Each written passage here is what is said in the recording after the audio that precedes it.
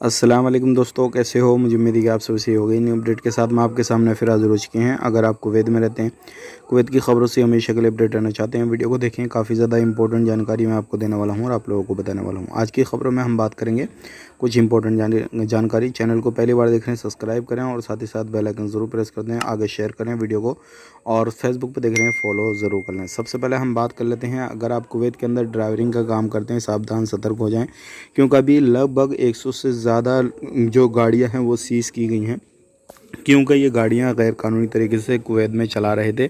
मतलब बहुत सारे लोगों के पास लाइसेंस नहीं थे, बहुत सारे लोग रूल रेगुलेशन का उल्लंघन कर रहे थे, और बहुत सारे बाइक ड्राइवर को पकड़ा गया है और बहुत सारे लोगों पर बैन लगाया गया है। अब ध्यान रखिएगा, अगर आप भी कहीं पर कोई भी कामकाज कर रहे हैं तो लगभग 48 के करीब जो है लोग पकड़े गए हैं, जो कि बिना लाइसेंस के पकड़े गए हैं, और बहुत सारे लोग ऐसे हैं जिनके ऊपर मुखालफे वगैरह दिए गए हैं। तो आप कहीं पर भी कोई भी काम कर रहे हैं, चाहे वो गाड़ी बड़ी चलाते हों, छोटी चलाते हों, बाइक वगैरह चलाते हों, तो इस चीज़ का ज़रूर ध्यान रखें।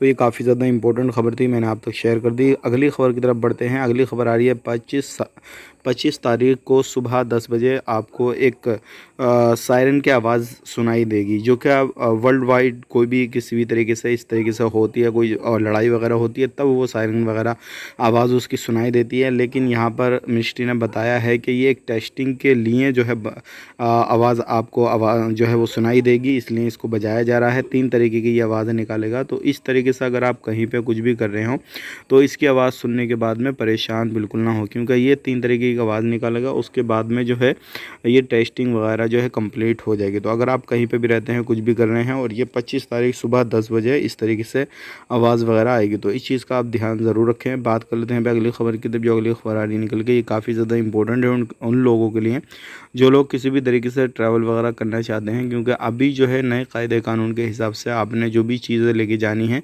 तो एक बार उनको ज़रूर देखें, क्योंकि बहुत सारी चीज़ें ऐसी हैं जो कि बैन की गई हैं। अगर आप ट्रैवल करते हैं, अगर सफ़र वगैरह करते हैं किसी भी तरीके से, तो एक बार उस लिस्ट को ज़रूर देखें, क्योंकि हो सकता है जो लिस्ट आप पहले देखे हों या किसी भी तरीके से कोई ऐसा सामान लेकर जा रहे हों जो बैन हो और आपको वहाँ पे पकड़ लिया जाए, आप पर फ़ाइन वगैरह जुर्माना वगैरह जो भी है वो लगा दिया जाए।